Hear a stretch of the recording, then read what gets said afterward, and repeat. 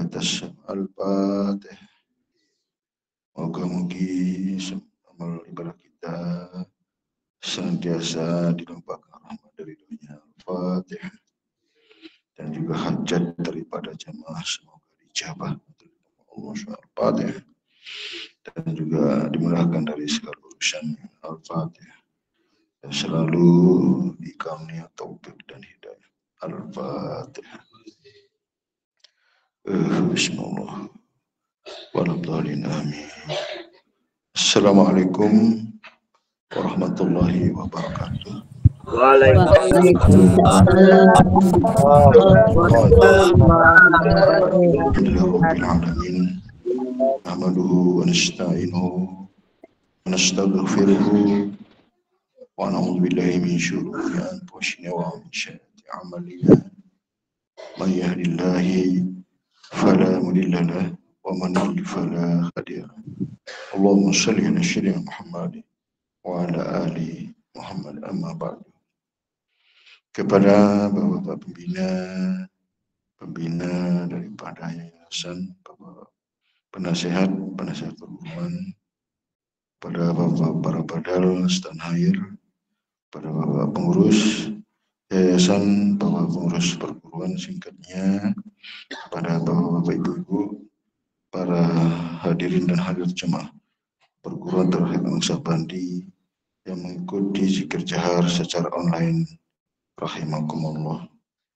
Terlebih dahulu kita sama-sama memanjatkan rasa puji syukur kita kepada Allah Subhanahu wa taala atas limpahan rahmat, taufik, hidayah serta inayahnya kepada kita semua, sehingga pada kesempatan ini alhamdulillah kita dapat melaksanakan kewajiban dan rutinitas kita, bisa hadir di majelis zikir perguruan Naksabandi dalam keadaan sehat, dalam keadaan kita lapang, dan dalam keadaan kita dengan izin Allah. Sehingga kita berharap moga-moga dengan kehadiran ini Allah melimpahkan rahmat dan ridhonya. Amin ya rabbal alamin. Kemudian tak lupa kita menyampaikan itu salawat dan salam kepada junjungan alam, yaitu junjungan Nabi besar kita Muhammad sallallahu alaihi wasallam. Allahumma shalli ala sayyidina Muhammad wa ala ali Muhammad. Atas bimbingannya, petunjuknya, syafaatnya kita harapkan moga-moga kita bisa mengikutinya, mentaatinya secara zahir dan batin. Amin. Amin. Alhamdulillah wa syukurillah wa ni'mallah. Tak terasa kita sudah melewati daripada nisfu Sya'ban, yang mana kita seminggu yang lalu kita laksanakan. Dalam proses nisfu Sya'ban itu adalah merupakan bentuk dari kasih sayang kita kepada ibu bapak kita yang telah mendahului kita, yang kita sambut ya, dengan zikir dan jahar. Beliau hadir, ya semua yang hadir, ibu bapak kita sekalian, semua ya jamaah-jamaah, baik jamaah-jamaah yang senior maupun junior, itu semua hadir. Itu luar biasa ya. Dan kita tidak bisa sebutkan satu-satu ya sebenarnya. Karya beliau itu luar biasa. Dengan berbagai macam ya derajat ya di sisi Allah yang Allah karuniakan, yaitu memang berbeda. Itulah pentingnya kita di sini adalah terus beristiqomah ya, berjuang dalam menata, dalam terus memperjuangkan dari sisi ilmu dan amal kita. Hanya dua saja yang membuat kita mendapatkan derajat ya yang baik di sisi Allah dengan ilmu dan amal, tak ada lain pilihannya itu. Maka kita selalu memberi himbauan, peringatan, istiqomah di dalam yang dua itu ya. Jadi kita di sini sering terganggu ya, sering terkecohkan dengan bahasan-bahasan, pemahaman-pemahaman terkait tentang dalil tentang hakikat, ma'rifat. Itu baru dalil namanya, penjelasan ma'rifat ya. Pemahaman ma'rifat, belum nyampe ke ma'rifatnya. Ini tentu harus ilmu ada ya. Beda pemahaman ma'rifat dengan ilmu ma'rifat. Kita ini ditunjukkan ilmunya bukan pemahamannya ya. Ya, pemahamannya itu kita bisa dapat di luar-luar sana lah. Siapa saja yang menjelaskan itu sah-sah saja ya. Tapi kena enggak itu apa yang dijelaskan kan begitu kan. Kita menjelaskan tentang kota Pontianak gimana kita menjelaskan, kita belum ke sana, belum kenal ya. Dia tahunya dari dalil, dari yang dia baca. Kita dijelaskan tentang metode-metode, tentang bagaimana kita berhaji. Cara berhaji kan ada bimbingan haji dan umrah kan begitu. Tapi nah, alhamdulillah kalau yang membimbing itu mereka yang sudah ke sana. Kalau yang belum ke sana gimana kan gitu. Ya, kalau dari sisi penjelasan mungkin dia lebih paham ya, lebih banyak namanya tahu karena dia pelajari. Tapi apakah mereka sudah sampai di situ kan? Begitu sampai pun belum tentu juga ya mendapatkan satu rasa gitu ya. Nah itu situ ya, ada satu karunia dari Allah yang Allah izinkan, ya Allah berikan ya melalui ya apa namanya amalnya itu baik syirik itu melalui syiriknya atau jahat itu semuanya. Jadi ketika kita sudah kita dibimbing tentang ilmunya, tentu kita harus betul istiqomah di situ. Itu sebabnya istiqomah ini berat. Istiqomah itu derajatnya lebih tinggi daripada 1000 daripada koromah abda ya al istiqomah abdul minal afil karom. Bayangkan sebegitu luar biasa ndak ya. Ya itulah makanya kita memperoleh derajat yang high di sisi Allah itu dengan keistiqomahan ya. Tapi tidak terlepas daripada ilmu dan amal itu sendiri ya. Nah, itu jadi beda. Ya makanya prosesi kita dalam proses perjalanan kita menuju ke Allah itu beda. Walaupun makom kita sama ya. Walaupun petunjuknya sama. Ah, itu kenapa? Karena tidak konsisten dia. Mungkin saja dia sudah terima ya ilmu petunjuk ini. Begitu terima hilang gitu. Begitu terima tidak pernah muncul-muncul gitu. Begitu dihadapi dengan sebuah naza atau semua. Di situ dia baru mereka merasakan ya, baru mereka memahami, mereka tahu bahwa keilmuan yang mereka sudah terima, oh ini dia. Itulah yang menjadi sebuah penyesalan, sebuah kerugian dan sebuah yang mereka akan tidak mendapatkan kepuasan ya, kesempurnaan di situ ya. Karena tidak menjalankan dengan sempurna ya. Hanya dibangun dengan keyakinan semata ya. Kalau yakin, kalau enggak gimana? Itu masih nasib baik ya. Hanya dengan keyakinan, tapi tidak cukup dengan itu. Itu ya, itu ya dengan amal. Makanya kita membangun itu halqa-halqa ini adalah merupakan sebuah benteng, sebuah ikatan, sebuah penjagaan keilmuan dengan yaitu keyakinan kita supaya tidak terganggu dengan hal yang lain itu pun juga masih tetap harus ya itulah namanya satu jihad baik itu gangguan itu datang dari diri kita dari keluarga maupun dari yang lain-lain gitu. Tetapi ketika kita terus menata, terus kita memperhatikan, terus kita jaga, insya Allah akan kita temui kemurniannya yang kita temui ya, tanpa ada kekurangan sedikit pun ya. Itu sebabnya dengan keilmuan ini kita harus ikuti saja ya sebagaimana yang kita sudah diterima atau kita ditunjukkan. Jangan kurang, jangan lebih. Karena kita peroleh seperti itu. Bayangkan enggak secara pribadi saya seorang mursyid misalnya yang menunjukkan ilmu ini pun juga tidak berani kita kurang-kurangi. Mengikuti apa yang kita dapatkan dari sebelumnya. Bayangkan enggak, seperti itulah kehati-hatian kita. Terus kemudian kita berani ya mencoba-coba untuk menambah, itu sangat berbahaya. Tapi saya biarkan saja kalau memang seperti itu. Yang penting saya sudah ingatkan ya. Ya yang penting saya sudah beritahu. Kalau sudah kita ingatkan, beritahu enggak ya sudah itu merupakan resiko daripada mereka yang melakukannya kan itu apa yang terjadi itulah yang terjadi di mana prosesi-prosesi itu berbeda-beda ya. Disitulah makanya kelihatan jamaah-jamaah yang benar aktif ya, benar-benar keimanannya, benar-benar istiqomahnya yang luar biasa aja dia dapatkan kan. Ya itu, memang Allah tidak akan merugikan kita, mengurangi sedikit pun ya dari apa yang kita perbuat. Itu sebenarnya Allah akan memperlihatkan apa yang kita lakukan. Payunabbiukum bima kuntum. Dan itulah suasana yang sangat mengembirakan ya. Itulah membuat kita tersenyum, membuat kita apa namanya sangat sangat menyenangkan karena diperlihatkan gimana ndak kan.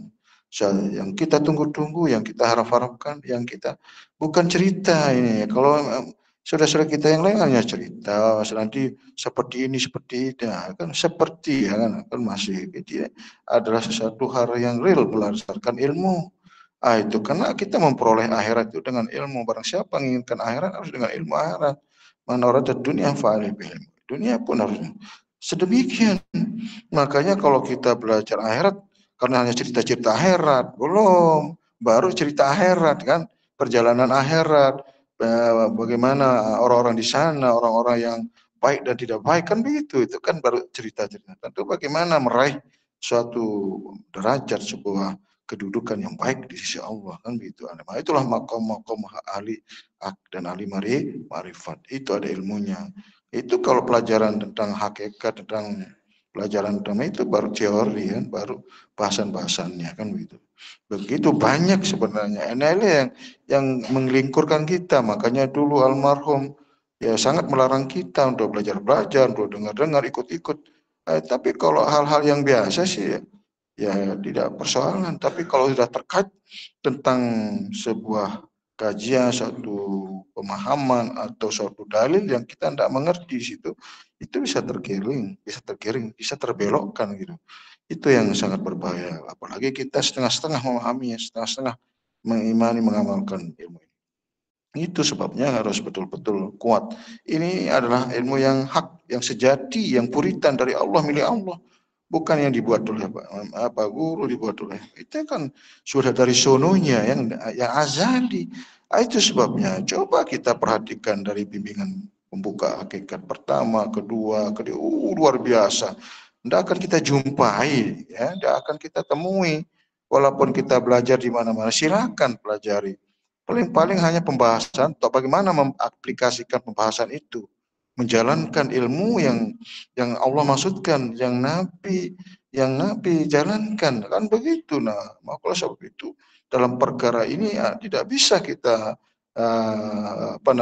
dapat dari baca-baca, dari kita dengar-dengar, sebelum kita ditunjukkan. Itu soal dengan perkara yang ditunjukkan ini kan yang tersirat, ya, yang rahasia yang Allah letakkan di dalam hati hamba-hambanya. Dan bagaimana kita sampai ke situ, ke wilayah itu kan kesulitan. Tidak mungkin kita hanya dibahas-bahas begitu aja pada dalil. Itu penjelasan. Makanya dikatakan ma'rifat lebih dalil. Ma'rifat melalui dalil dari penjelasan. Kan?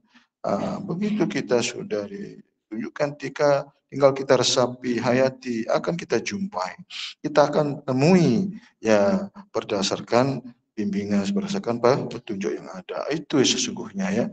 Dan itulah yang menjadi bekal kita, yang harus kita imani sepenuhnya, kita amalkan yang dengan sungguh-sungguh dan kita istiqomah.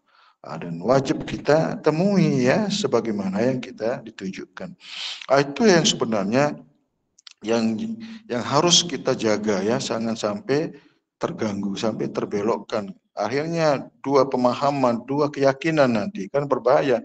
Oh, itu yang terjadi, kita mau ikut yang mana misalnya? Ayo, bayangkan yang satu aja kita disuruh fokus, ndak gampang kan? Itulah sebabnya kita harus dengan rutin mengajak jemaah, ada sirnya, tafakurnya di situ, ya ada suluknya dan sebagainya.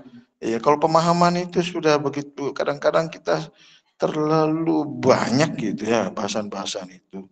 Ibarat kita apa istilahnya ya udah penuh dia memori itu ya. Itu kemudian adalah aplikasinya yang masih kosong, masih kurang sekali. Itulah yang membuat ya yang ada di dalam itu yang lain, artinya untuk masuk ke situ, meresap ke situ berat sekali. Hati ini sudah dijejali dengan persoalan-persoalan yang lain di dalamnya. Bayangkan tentang tauhid mereka kosong, masa kurang, maka tidak ada. Itu yang berbahaya ya. Padahal tauhid itu harus murni, dia tidak boleh ada duanya di situ ya. Tidak boleh yang lain di situ. Itulah sebabnya ya kita di dalam bermusyahadah itu menjadi nyaman, aman, ya, karena ada pedoman kita, ada sandaran kita di situ. Jadi tidak berbahaya, ada ikuti aja di situ. Itu yang saya maksudkan, ya. Jadi ketemu sebagaimana yang dijelaskan, ya, ma'rifatul ma'bud qabla ibadah. Itu mengenal, ya, mengenal sebelum kita ibadah, yaitu mengenal yang kita sembah sebelum kita menyembah. Ya itu. Jadi apa jalan kita, kita tidak yakin, jalan kita tidak akan meragu-ragukan, dan secara kenyataan bahwa banyak sih jamaah-jamaah kita yang mendahului kita kan luar biasa itu, ya. Nah itu mau apa lagi, tinggal kita imani, amalkan, istiqomah, ya, itu aja pesan, ya, tidak ada yang lain. Ya, terlebih-lebih nanti kita menghadapi Ramadan ini, bulan suci yang penuh berkah, maghfirah, dan banyak keutamaan-keutamaan di dalamnya. Tentu kita sambut dengan gembira, dengan hati yang lapang, dengan satu rasa bahagia bahwa kita momen yang baik di situ untuk melakukan hal-hal yang terkait tentang puasa, itu tentang zikir, ya, supaya kita masuk kepada wilayah khawas bil khawas, ya, ya, puasa yang khawas bil khawas. Seperti apa dia?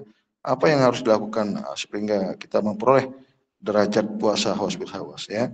Itu tidak lain adalah di dalamnya adalah zikir-zikir, ya. Tanpa ada hal-hal yang lain kita lakukan di dalam suasana puasa hanya dengan zikir, ya. Zikir itulah yang mengangkat derajat, itulah yang akan memberi satu perbedaan, ya, puasa yang khusus bil khusus di situ. Ya, kalau hanya puasa menahan lapar, menahan dahaga kan itu puasa umum, ya. Itu orang-orang umum bisa lakukan, ya. Hanya menunggu waktu saja kan gitu. Mereka tidak tahu apa yang harus dilakukan, paling membaca-baca atau mendengar-dengar kajian-kajian, itu masih di luar kelas semua. Kita ini mendengar apa yang Allah letakkan di dalamnya, memperhatikan apa yang Allah letakkan di situ, mengikuti di situ. Apa yang kamu perbuat di luar diri kamu, padahal aku ada di situ. Itu punya. Maka kesalahan kita ada ketika lalaikan terkait tentang apa yang Allah rahasiakan di dalam hati hamba, ya. Uskur rabbaka binafsika, teringatlah Tuhanmu di dalam hatimu, ya. Demikian penjelasan-penjelasan terkait tentang zikir, semoga bermanfaat untuk kita semua. Kurang lebihnya mohon maaf, wabillahi taufik. Assalamualaikum warahmatullahi wabarakatuh.